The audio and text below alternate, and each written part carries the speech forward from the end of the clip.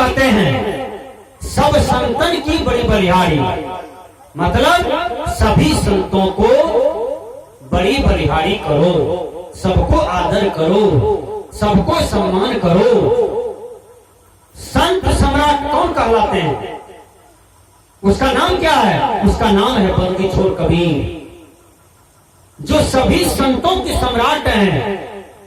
Number 1 में कबीर साहब का नाम आता है, उसके बाद महावीर, बुद्ध, शंकराचार्य, रविदास, सूरदास, बाबा देवी साहब, पलटू साहब, दादू साहब, दरिया साहब, नेही साहब, अभिलाष साहब, ये सब संतों का नाम आता है भी हिंदुस्तान के इतिहास में।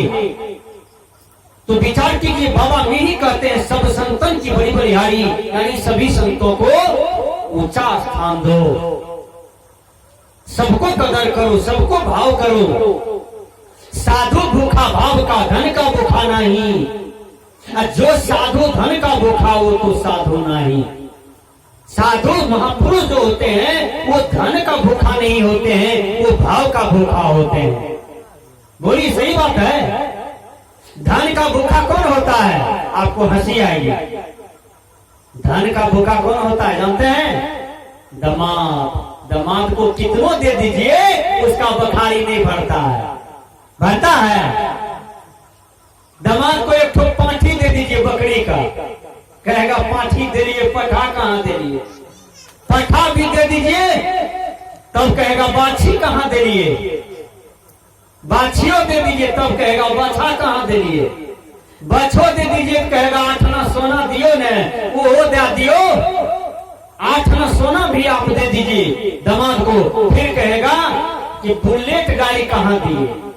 बुलेट दे दीजिए तो कहेगा चरचक्का कहाँ दीजिए? चरचक्का दे दीजिए तो कहेगा टिक्कर पर जो जमीन छे बड़ी बढ़िया है, यदि दे देती ससुर जी हम बिजनेस करती। दामाद का बखारी कभी नहीं भरता है, इसलिए दामाद का पेट कभी नहीं भरता है। दामाद सब दिन दरिद्र ही रहता है। विचार कीजिएगा, इसलिए दामाद के बखारी को आज तक कोई नहीं भर पाया। मैंने कहा कि संतोष ही धन होता है, इसलिए अपने जीवन में संतोष को धारण कीजिए, ये सबसे बड़ा धन होता है। मैंने कहा साधु भूखा भाव का, मैं इसको स्पष्टीकरण करता हूं। भगवान राम जब गए सबरी के यहाँ, ध्यान से सुनिए, तो सबरी क्या सब खिलाया उसको? रोटी, सब्जी, घी, मलाई, मक्खन, दूध, अचार, 17 गो सब्जी, कुछ भी है सबरी को। सबरी खिलाती है जूठा बेर। वो जूठा बेर क्या है सबरी का? कि भगवान को जो हम खिलाएंगे तो कहीं खट्टा बेर भगवान के मुंह में नहीं जाना चाहिए, इसलिए सबरी चक चक करके मीठा मीठा बेर थाली में रखती थी। उसके बाद भगवान राम को सोचे कि हम देंगे खाने के लिए, हम खट्टा बेर नहीं देंगे खाने के लिए। देखिए, और भगवान राम मुस्कुराते मुस्कुराते, हंसते हंसते खा लेते हैं, एक बार भी अनफिटिंग नहीं करते हैं। भगवान राम सब बेर को खा लिए। लक्ष्मण जी को एक बेर दिया कि तुम भी खाओ। लक्ष्मण को बहुत अंदर में क्रोध हुआ कि मुसरनी का बेर कैसे हम खा लें। देख लीजिए, लक्ष्मण के अंदर में हुआ कि हम मुसरनी का बेर कैसे खा लें, छोटका जात है, इसका बेर कैसे खा लें, इसका जूठा कैसे खा लें। लक्ष्मण जी को घृणा हुआ। इसके चलते लक्ष्मण जी को जब शक्तिमान लगा ना, तो फिर वही सबरी के जूठा बेर लाया धौलागिरी पर्वत पर से।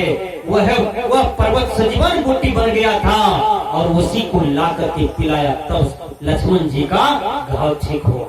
विचार कीजिए, यह सबरी के जूठा बेर सजीवन बूटी बन गया। हमारे कहने का भाव है कि साधु भूखा भाव का, भगवान भूखा भाव का। ये संसार के लोग भगवान को क्या सब चढ़ाते हैं?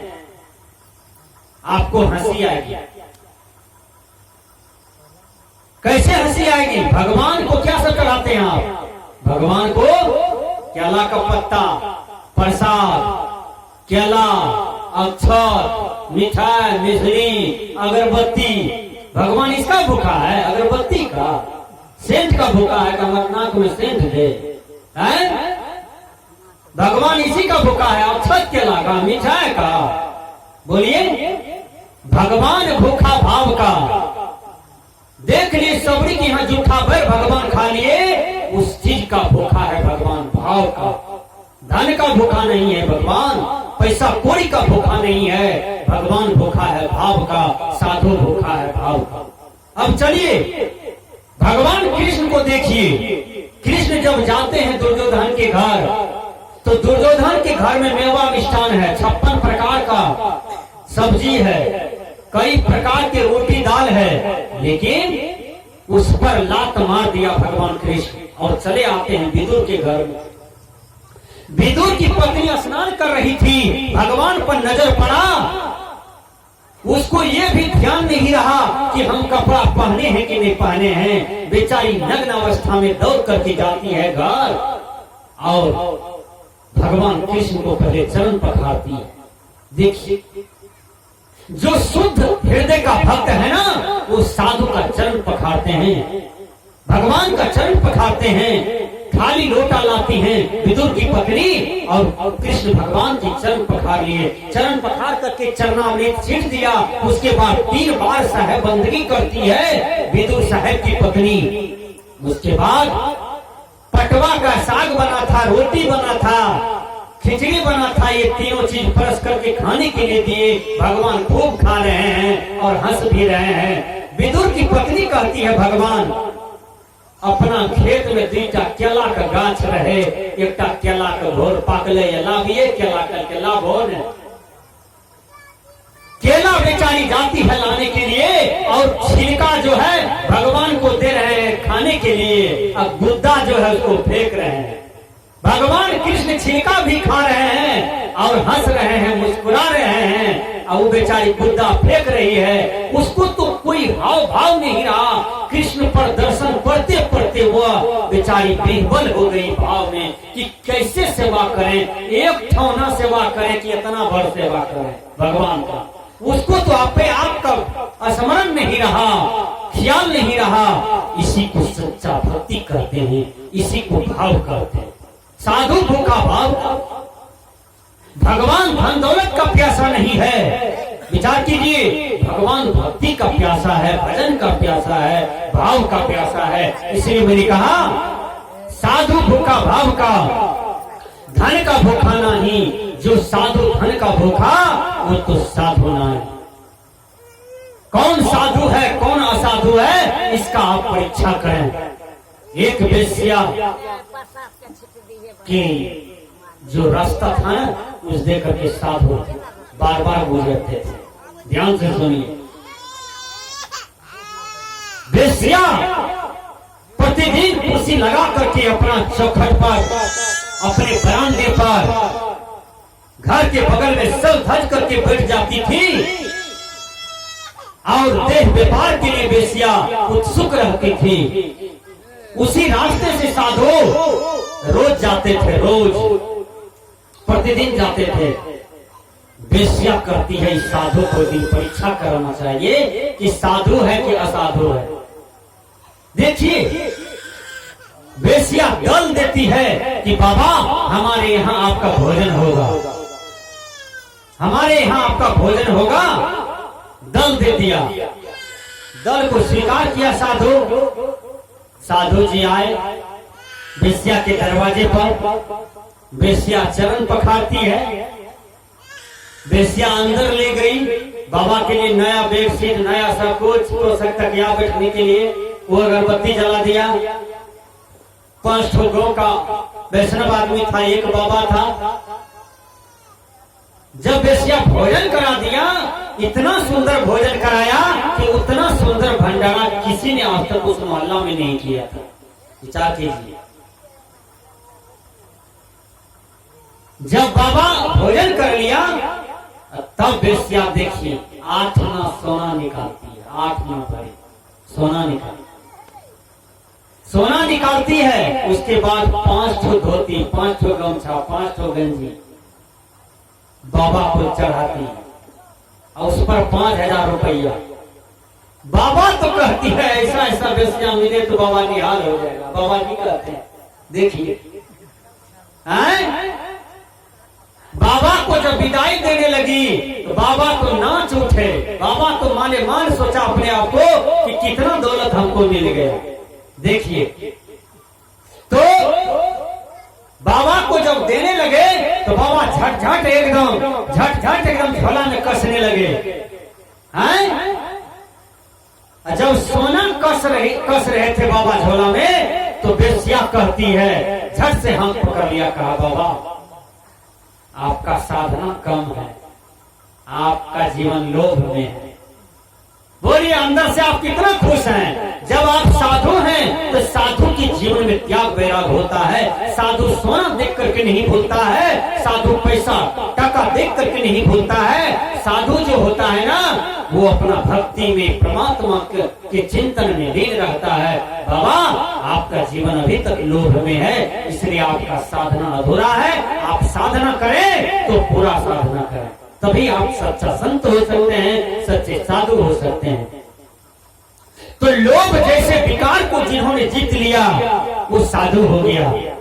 जिसके जीवन में त्याग आ गया वो साधु हो गया। जो समूचा संसार का उपकार करता है वो साधु हो गया। जो समूचा संसार को शांति उपदेश करता है वो साधु हो गया। उसी को साधु कहते हैं। इसलिए संत महापुरुष कहते हैं साधु भूखा भाव का, धन का भूखा नहीं। जो साधु धन का भूखा वो तो साधु नहीं। साधु को मात्र कितना धन लेना चाहिए ये भी मैं बता देता हूँ। रोटी कपड़ा मकान सबको चाहिए ना। बाबा को भी चाहिए, हैं? बाबा को भी चाहिए, राष्ट्रपति को भी चाहिए, किसान को भी चाहिए, रोटी कपड़ा मकान सबको चाहिए। लेकिन कितना चाहिए, हैं? कितना चाहिए? आज देखिएगा जो जगह, जो आश्रम, जो बाबा महाराज का मठ में करोड़ों अरबों का रुपया दौलत है, वहां बड़का झगड़ा चल रहा है कि नहीं? कभी गोली बारूद उठ जाता है, कभी मर्डर हो जाता है। किसके चलते? धन के चलते। ज्यादा धन विवाद का घर होता है, ज्यादा रूप विवाद का घर होता है, ज्यादा विद्या विवाद का घर होता है, ज्यादा कुछ भी है संसार में वह विवाद का घर होता है।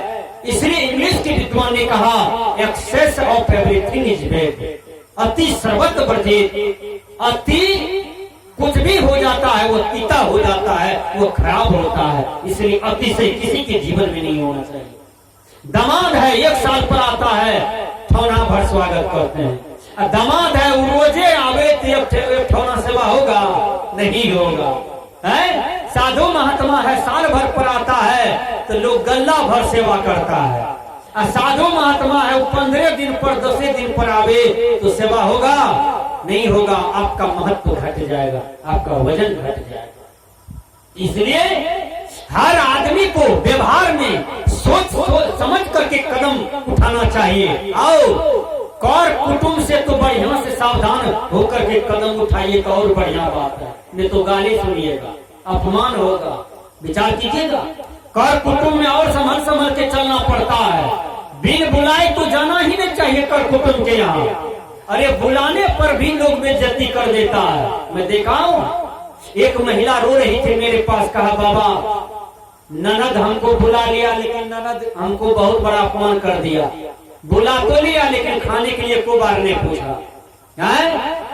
ससुराल वाले को पकड़ के खिलावे, अपना सगे संबंधियों को पकड़ के खिलावे, हमको चिढ़ा के खिलावे, हमसे आपको मेरे बातों ने किया। किसी तरह से मरमसा के हम चले आए अपना घर। देखिए बिन बुलाए तो कर कुटुंब के यहाँ जाना ही नहीं चाहिए। यदि आपको निमंत्रण मिला है तो जाइए, लेकिन बड़ा संभल करके कदम रखना पड़ता है। कुटुंब के यहाँ व्यवहार में मधुरता हो, व्यवहार में समरसता हो, व्यवहार में रस हो। हम किसी का अपमान न करें, हम सबको सम्मान दें, इसी को अच्छा व्यवहार कहता है।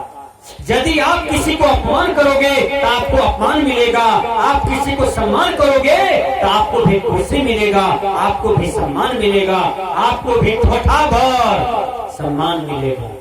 इसलिए संतों ने कहा सम्मान दो, सम्मान मिलेगा। अपमान मत करो, अपमान का घाव बहुत खराब होता है। संत महात्मा कहते हैं साधु भूखा भाव का, धन का भूखा नहीं। जो साधु धन का भूखा वो तो साधु नहीं। यही विषय था मेरा सजनों। ये